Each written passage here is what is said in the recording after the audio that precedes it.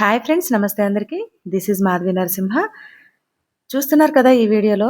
వీళ్ళంతా ఈ కొండల మీద, రాళ్ళ మీద ఏం చేస్తున్నారా అని అనుకుంటున్నారా? తెలంగాణ జిల్లాలోని తెలంగాణ ఎవరెస్ట్ అని పిలువబడే ప్రాంతం అన్నమాట ఇది. మీకెవరికైనా తెలుసా? తెలంగాణలో కూడా ఎవరెస్ట్ ఉందని? ఇప్పుడు నేను మీకు చూపిస్తాను. వచ్చేయండి వీడియోలోకి. ఇక్కడ ఒక రామలింగేశ్వర స్వామి గుడి ఉంటుందండి. ఈ ప్రదేశాన్ని ఎత్తంగట్టు అని అంటారు. చాలా ప్రాముఖ్యత కలిగిన భక్తిపరమైన ప్రదేశం అన్నమాట.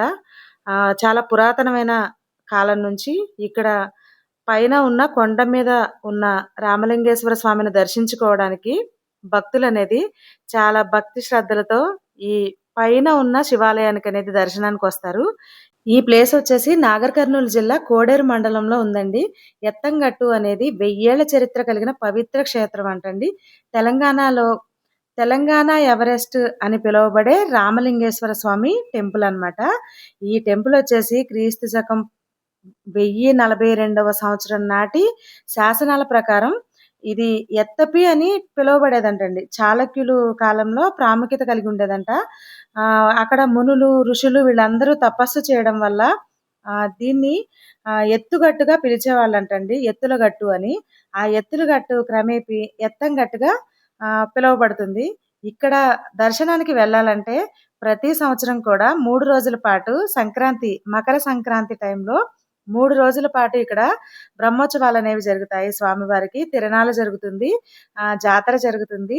ఇట్లా చూసారు కదా! ఇక్కడికి వెళ్ళడానికైతే ఇలా తాళ్ళ ద్వారా, రోపుల ద్వారానే వెళ్ళాలండి. నార్మల్‌గా నడిచి వెళ్ళడానికైతే దారి లేదు.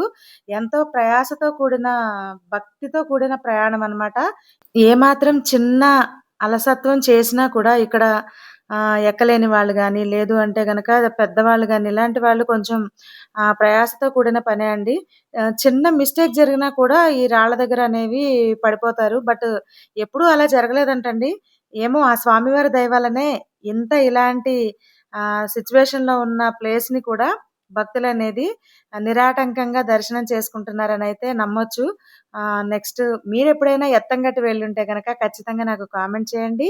అండ్ ఈ ప్లేస్ గురించి ఇంకా వివరాలు మీకేమైనా తెలిస్తే అది కూడా కామెంట్ చేయండి. చూసారు కదా! చిన్న పిల్లలు కూడా అవలీలగా ఎక్కేస్తున్నారు.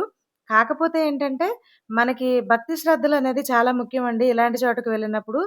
దానితో పాటు మనకి శారీరక శ్రమ కూడా ఉంటుంది.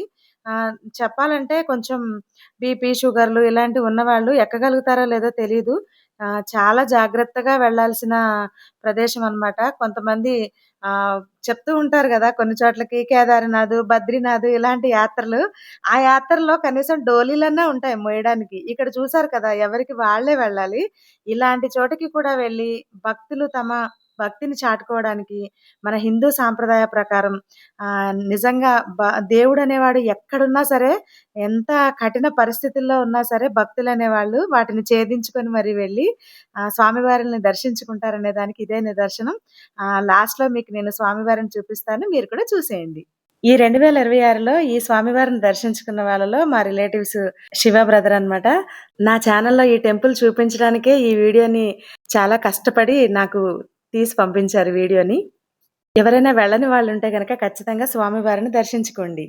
ఇంతటి పవిత్రమైన ప్రదేశాన్ని నా ఛానెల్‌లో అప్‌లోడ్ చేయడానికి నేను నిజంగా చాలా హ్యాపీగా ఫీల్ అవుతున్నాను.